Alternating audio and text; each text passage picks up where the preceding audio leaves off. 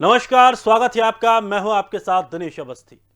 मध्य प्रदेश में गौ संरक्षण को लेकर सियासत छिड़ी है और इसी के बीच गौवंश की उपेक्षा और अकाल मौत की बड़ी घटना सामने आई है। भोपाल के बैरसिया में बीजेपी नेता द्वारा संचालित गौशाला में दर्जनों गाय बछड़ों की मौत हुई है। ये गौशाला गौवंश के शमशान में तब्दील हो गई है, जहां चारों ओर गौवंश के कंकाल ही कंकाल नजर आ रहे हैं। ये गौशाला निर्मला सांडिल्य की महिला नेता चला रही हैं। मामले का खुलासा होने के बाद प्रशासन के तमाम अधिकारी मौके पर पहुंच गए और जांच शुरू कर दी गई है। तो गौशाला शमशान में तब्दील हो गई है।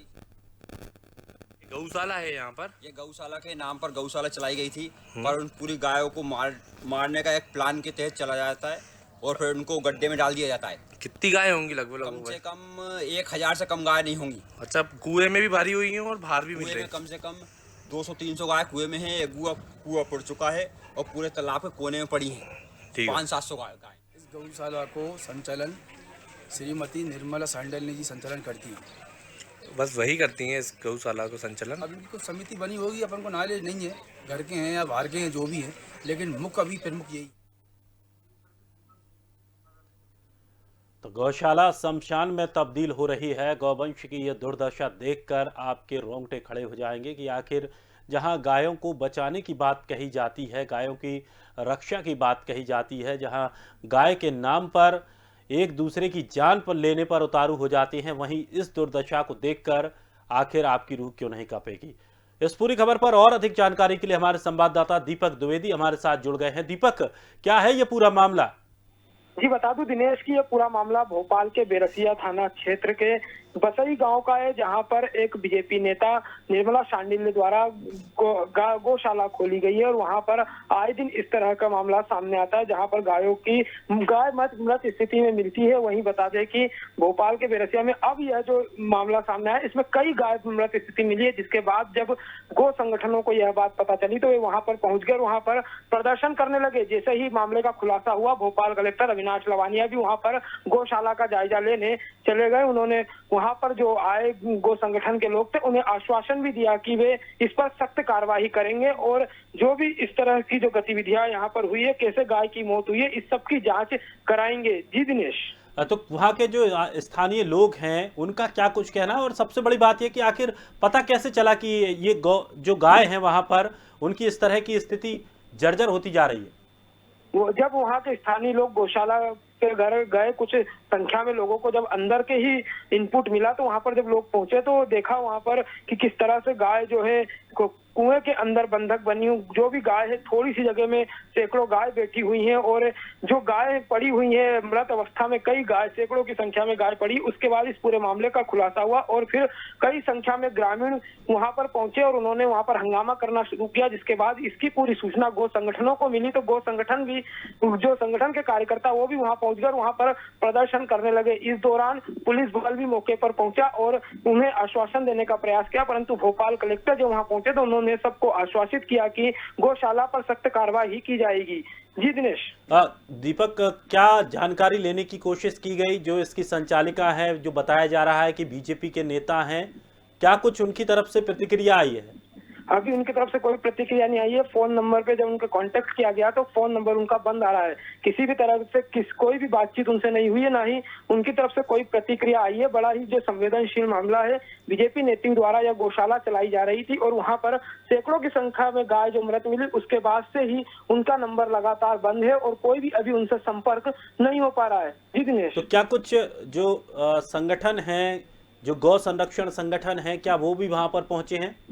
हाँ जी, वो भी वहां पर पहुंचे। जब ग्रामीणों ने सूचना दी तो वो भी भारी संख्या में वहां पर पहुंचे और उन्होंने वहां पर घोर प्रदर्शन किया और वहां से उठने, जब तक कार्रवाई न हो उस पर, तब तक वो वहां से उठने पर भी तैयार नहीं थे। इस दौरान जब पुलिस को सूचना मिली कि कुछ ज्यादा ही मामला बिगड़ता जा रहा है, तो तुरंत पुलिस भी मौके पर पहुंची और फिर उसके बाद भोपाल कलेक्टर को जब न्यूज के माध्यम से सूचना मिली तो वे भी वहां पर पहुंचे और फिर उन्होंने इस पूरे मामले में अपनी जांच शुरू की और उन्होंने साफ आश्वासन दिया निरीक्षण करने के बाद कि जो भी कार्रवाई बनती है वो कार्रवाई की जाएगी। जी दिनेश। लेकिन दीपक, एक बात और जानने की यहाँ पर कोशिश करेंगे कि जो गौशालाएं चलाई जा रही हैं, क्या इनको फंड दिया जाता है या फंड नहीं दिया जाता है? आखिर इतनी गायों की ये इतनी दुर्दशा कैसे हुई?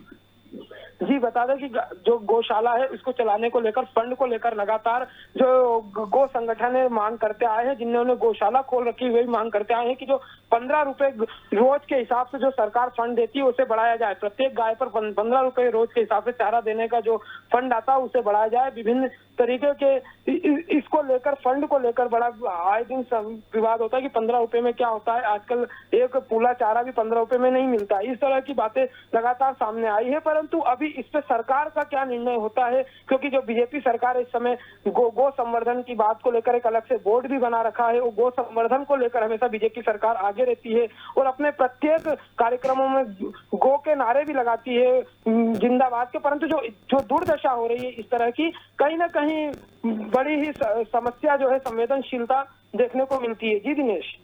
चलिए दीपक, बहुत बहुत शुक्रिया तमाम जानकारी के लिए। तो आपको बता दें कि सिर्फ कागजों में गौ संरक्षण की बात कही जा रही है, गौशालाएं चलाई जा रही हैं, लेकिन हकीकत में जब इसका पूरा जायजा लिया जाए और अगर और भी गौशालाओं को इसी तरह से अगर जांच करके देखा जाए तो स्थिति लगभग यही मिलने वाली है। तो ये गौ सेवा भारती गौशाला के नाम से ये बैरसिया जो भोपाल से सटा हुआ क्षेत्र है, वहाँ पर ये गौशाला चलाई जा रही थी, जिसमें ये बताया जा रहा है और खास करके तस्वीरें भी आप देख पा रहे हैं कि आखिर किस तरह से जो गौ कंकाल हैं वो ढेर के ढेर लगाकर वहाँ पर पड़े हुए हैं। और जो वहाँ के स्थानीय लोग हैं उन्होंने बताया है कि जो कुएं हैं वहाँ पर, वो कुएं भी लगातार गायों के अस्थियों से भरे पड़े हैं। और हमारे साथ कांग्रेस प्रदेश प्रवक्ता राम पांडे हमारे साथ जुड़ गए हैं। राम पांडे, जिस तरह से बैरसिया से ये जो खबर सामने आ रही है, क्या कुछ इस पर आप कहना चाहेंगे? देखिए, अभी कुछ दिन पहले आपने खबर छतरपुर की दिखाई थी और बैरसिया और छतरपुर नहीं, ये मध्य प्रदेश में हर शहर की खबर है। और यहाँ तक कि सरकारी गौशालाओं में भी गायों को जानबूझकर मारा जा रहा है। सरकारी गौशालाएं जो हैं वहाँ गायों को ठंडे पानी में खड़ा किया जाता है, गीले में बिठाया जाता है, जिससे ये जल्दी मर जाए और जिससे हमें पैसा मिले और कसाई को हम बेच दें। भाई, जब आप 70 साल से चिल्ला रहे थे कि गौ माता को राष्ट्रीय पशु बनाएंगे, 7 साल से सरकार है, पहले अटल जी की भी रही थी, तो अब क्या परेशानी है गौ माता को राष्ट्रीय पशु बनाने की? ये आपके एजेंडे में था, आपके घोषणा पत्र में था, तो क्यों नहीं गौ माता को बनाते हैं? और गौ माता के लिए आपने प्रतिदिन जो गौशाला में गाय बंद है 2 रुपए का चारा देते हैं। कमलनाथ सरकार थी, 2 रुपए का हमने 20 रुपए किया था और कमलनाथ जी की सरकार के जाने के बाद आपने 2 रुपए कर दिया। क्या गाय का इतना बड़ा शरीर होता है, 2 रुपए में उसका पेट भर जाएगा गाय का? आज मध्य प्रदेश में किसी भी शहर में चले जाए, किसी भी तहसील पर चले जाए, किसी भी चौराहे पर चली जाए, गौ माता बैठी हुई मिल जाती है। रात में हाईवे पर गाड़ियां चलती हैं, गौ माता का एक्सीडेंट हो जाता है, बेचारी मर जाती हैं, उनकी टांग टूट जाती है, उनके पास खाने के लिए नहीं है। शहरों में देखा जाए तो कचड़े में से वो अपना भोजन इकट्ठा करके खाती हैं। पानी नहीं है पीने का, गंदा पानी पी रही है, नाली का पानी पी रही है, और हमने गौ माता को माँ की श्रेणी में रखा हुआ है। बिल्कुल पांडे जी आपको रोकना चाहूंगा। पांडे जी, हमारे साथ बीजेपी से देववर्धन शर्मा हमारे साथ जुड़ गए हैं। देववर्धन शर्मा जी, स्वदेश न्यूज में आपका स्वागत है। लेकिन बड़े आश्चर्य की बात है कि गौ माता की बात करने वाले, गौ संवर्धन की बात करने वाली बीजेपी पार्टी के देख रेख में इस तरह के काम हो रहे हैं जो वाकई एक शर्मिंदगी वाले काम है और सवाल वाकई उठता है। ये आपकी बात बिल्कुल गलत है, जैसा कि आपने सीधे सीधे बोला है कि हमारी देखरेख में ऐसा हो रहा है। बिल्कुल, वो बीजेपी, देववर्धन शर्मा जी, बीजेपी नेत्री ही इस गौशाला का संचालन कर रही हैं। देखिए, इसीलिए मैंने आपसे सीधा सवाल किया है। नहीं, मेरा निवेदन सुनिए, मैं उत्तर में देना चाहूंगा ना आपका प्रश्न का। गौशाला का संचालन करने वाला व्यक्ति, चाहे स्त्री हो चाहे पुरुष हो, वो किस दल से जुड़ा, किस विचारधारा से जुड़ा है, ये बिल्कुल अलग विषय है। पर यदि उन्होंने कोई लापरवाही की है, कोई अपराध किया है, तो उनके खिलाफ कार्रवाई होगी ही, अवश्य होगी, ये भरोसा मैं आपको दिलाना चाहता हूं। पर ये जांच का विषय है कि वह आखिरकार ये इतना बड़ा घटनाक्रम क्यों घटित हुआ है। क्या सर्दी के कारण से इस प्रकार की घटना हुई है या कोई संक्रामक रोग हुआ है या भूख के कारण हुआ है, उसके लिए समुचित जांच होगी और जरूर कार्रवाई होगी, आप भरोसा रखिए। लेकिन लेकिन लेकिन अभी मेरे साथ राम पांडे जी भी जुड़े हुए हैं। उनका साफ तौर पर कहना है कि जिस तरह से कांग्रेस सरकार जब आई थी, उन्होंने जो बजट है वो बढ़ाकर 20 रुपए कर दिया। आपकी सरकार वापस आई, आपने फिर उस बजट को कम कर दिया। क्या इतने पैसों में एक गाय का भोजन आ सकता है, चारे की व्यवस्था हो सकती है? नहीं, बजट पर देखिए मैं इस समय कुछ नहीं कह सकता, क्योंकि सरकार ने जितना आवश्यक समझा होगा उतना प्रावधान तो किया, पर उसमें दूसरे प्रावधान भी हैं। तमाम सामाजिक संस्था और स्थानीय लोग मिलकर के जो गौवंश की रक्षा करते हैं उसकी व्यवस्थाओं में योगदान देते हैं। और बहुत सारी गौशालाओं में हमने देखा भी है कि कैसे समाज के लोग जाकर के उनकी फिक्र करते हैं। पर यह बेहद गंभीर मामला है और इस पर पुलिस प्रशासन ने आवश्यक हस्तक्षेप भी किया है। मैं आपके माध्यम से भरोसा दिलाना चाहता हूं कि इस घटना में जो भी दोषी होगा उसके खिलाफ एक्शन होगा और कड़ी से कड़ी कार्रवाई भी होगी। पांडे जी, आप सहमत हैं? जी देखिए, शर्मा जी को मध्य प्रदेश के हर चौराहे पर देख लेना चाहिए। गौ माता बैठी हुई हैं, उनके पास खाने के लिए नहीं है, पीने के लिए नहीं है। रात दिन उनका गाड़ियों से एक्सीडेंट हो रहा है, मर रही हैं, उनके हाथ पैर टूट रहे हैं। और जो बीफ का भारत का सबसे बड़ा सप्लायर है, उसको भारतीय जनता पार्टी ने अभी उत्तर प्रदेश विधानसभा में विधायक का टिकट दिया है। और आप गौ माता को राष्ट्रीय पशु बनाने की बात करते हैं, 70 साल से करते हैं, आपके घोषणा पत्र में है। तो गौ माता को राष्ट्रीय पशु क्यों नहीं बना रहे हैं? इसलिए नहीं बना रहे हैं ना कि आपको गौ माता पर अत्याचार करना है।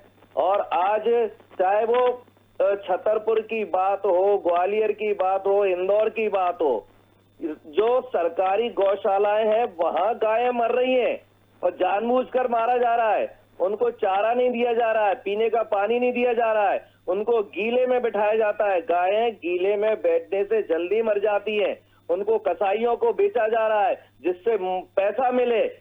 तो जानबूझकर अत्याचार किया जा रहा है। गौ माता कचड़े में से अपना भोजन भरने के लिए विवश है, नाली का पानी पीने के लिए विवश है। और ये भारतीय जनता पार्टी के कार्यकर्ताओं के जहां घर है, उनके घर के पास की हालत बता रहा हूं। ये लोग क्यों नहीं गाय को पाल रहे हैं? एक एक गाय को यदि भारतीय जनता पार्टी का कार्यकर्ता पाल ले तो गायों की समस्या दूर हो जाए। क्या करते हैं भारतीय जनता पार्टी के कार्यकर्ता? उस गाय को बाहर छोड़ देते हैं और जब वो गाय दूध देने वाले के लिए आ जाती है तो अपने घर पर ले आते हैं और फिर उसको बाहर छोड़ देते हैं। मध्य प्रदेश के हर शहर, हर गांव में, हर जगह ये समस्या है। एक्सीडेंट के कारण गाय तो मरी रही है, लोगों के भी हाथ पैर टूट रहे हैं, गाड़ियां भी टूट रही हैं। तो ये सबको दिखाई दे रहा है, आम आदमी को भी दिखाई दे रहा है, हर शहर की समस्या है ये।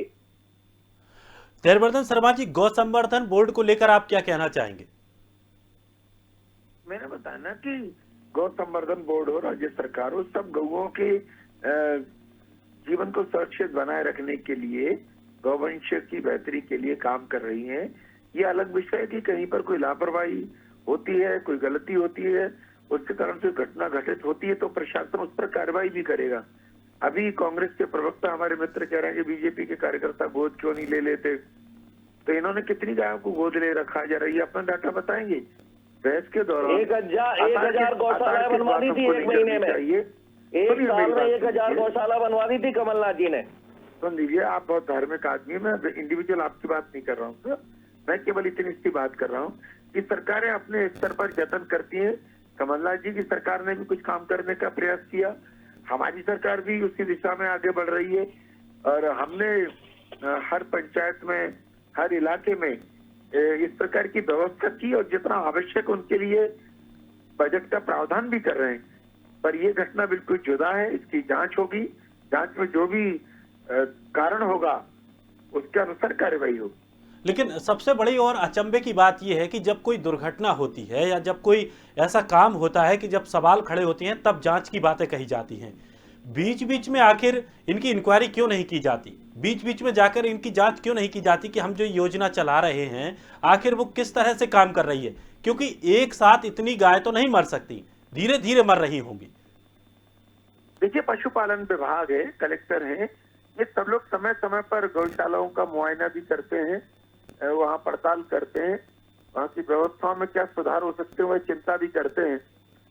पर कोई घटना अचानक से घट जाती है, उसका अर्थ ये नहीं है कि सब व्यवस्थाएं खराब है। उस घटना को लेकर के जानकारी जैसे ही मिली है मुझे भी बहुत गहरा दुख है, मुझे भी क्षोभ उत्पन्न हो रहा है। पर मैंने बताया ना कि उसकी जांच होगी, समुचित कार्रवाई इस पर होगी। लेकिन सबसे बड़ी बात यह है कि राजधानी से सटा हुआ क्षेत्र है, कोई ज्यादा दूर भी नहीं है, और उसके बावजूद भी 1, 2, 4, 5 हम मान सकते हैं केसेस, लेकिन सैकड़ों की संख्या में गायों के वहां पर कंकाल मिले हैं। जो स्थानीय लोग हैं उनका ये कहना है कि जो अंदर कुएं बने हुए हैं, एक कुआं पूरी तरह से भर चुका है जहां पर गायों को उठाकर फेंक दिया जाता है। किसी के बकवास करने से मैं अभी कोई टिप्पणी नहीं करूंगा, ये सब जांच का विषय है। प्रशासन जाकर के जांच करेगा किस कुएं की बात किसने कह दी है। और जब मौसम की मार होती है तो राजधानी के पास की गौशाला हो या दूर की गौशाला हो, मौसम अटैक कहीं भी कर सकता है। यदि कोई विषाणु या बैक्टीरिया के कारण से वहां पर कोई बीमारी फैली है, वह भी कहीं पर भी संभव है, तो उसके लिए स्पेशलिस्ट है, सरकार के अधिकारी है, पशुपालन विभाग के लोग हैं वे जांच करेंगे और आवश्यक कार्रवाई, मैंने बताया, जो भी दोषी है उनके खिलाफ एक्शन होगा। चलिए राम पांडे जी, आप किस तरह से देखते हैं, क्या कुछ जिस तरह से अभी धैर्यवर्धन शर्मा जी ने कहा कि कुछ बीमारी भी वहां पर हो सकती है, या ठंड की वजह से, मौसम की वजह से भी ये दुर्घटना हो सकती है, क्या ऐसा संभव है कि एक साथ इतनी गायें? जी, इस प्रकार की 1000 जांच पहले से चल रही हैं। जब भी भारतीय जनता पार्टी के प्रवक्ता आते हैं, चाहे इंसान मरे या जानवर मरे, वो कहते हैं जांच होगी और जांच चल रही है। पिछली 1000 जांचों का क्या परिणाम हुआ? छतरपुर में गायें मरी थी, इन्होंने कहा था जांच चल रही है। मुरैना में जहरीली शराब से लोग मरे थे, इन्होंने कहा था जांच चल रही है। खंडवा में जहरीली शराब से लोग मरे थे, इन्होंने कहा था जांच चल रही है।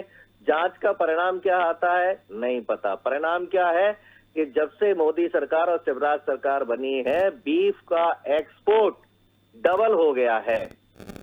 जो बीफ जानवरों का जो मांस है उसका एक्सपोर्ट डबल हो गया है, और जो उस व्यापार को कर रहे हैं उनको वर्तमान में यूपी में विधानसभा का टिकट दिया गया है।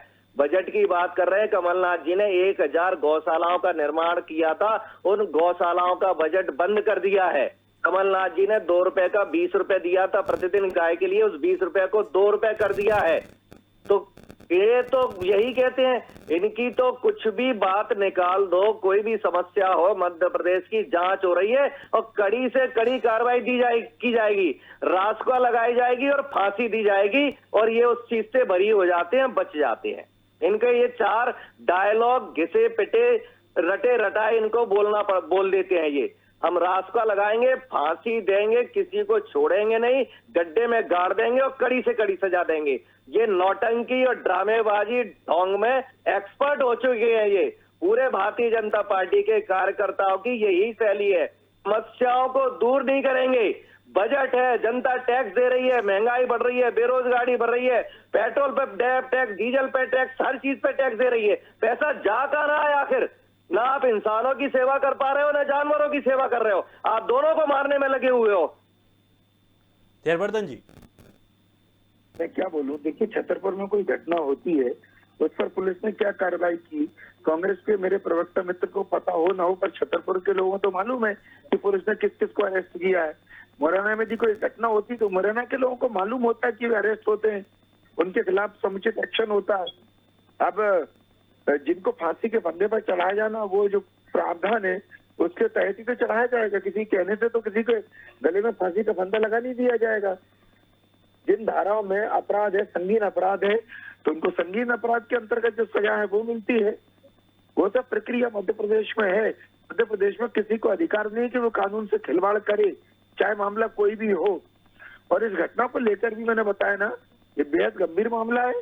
राज्य सरकार ने बहुत गंभीरता से लिया भी इस पूरे प्रकरण को, और उसको संज्ञान में लेकर के जो भी उचित कार्रवाई है वो की जाएगी। चलिए, बहुत बहुत शुक्रिया आप दोनों मेहमानों का हमारे साथ जुड़ने के लिए।